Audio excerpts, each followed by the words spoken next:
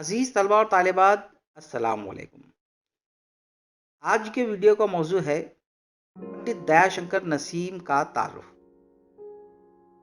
نسیم اردو کے نامور شاعروں میں سے ایک ہیں۔ آپ کا اصل نام دیا شنکر کول تھا اور نسیم تخلص تھا۔ آپ کے والد کا نام گنگا پرساد کول تھا۔ آپ کے آباء و اجداد کشمیر کے باشندے تھے۔ آپ کے خاندان میں کسی نے کشمیر سے ہجرت کر کے لکھنؤ میں آ کر سکونت اختیار کی۔ پنڈت دیا شنکر نسیم 1811 میں لکھنؤ میں پیدا ہوئے۔ بچپن میں اردو فارسی کی تعلیم پائی اور اساتذہ کے کلام کا مطالعہ کیا۔ اسی وجہ سے آپ کے فطری ذوق میں اضافہ ہوا۔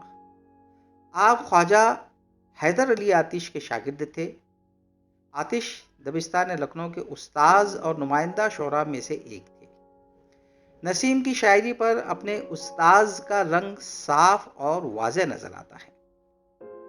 نسیم شاہی فوج میں وکیل کی حیثیت سے ملازمت کرتے تھے اور یہی آپ کا ذریعہ معاش تھا۔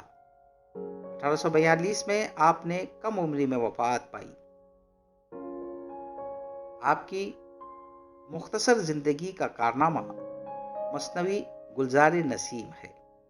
یہ مثنوی اردو کی دوسری شاہکار مثنوی ہے اور اسی پر پنڈت دیا شنکر نسیم کی شہرت کا دار و مدار ہے۔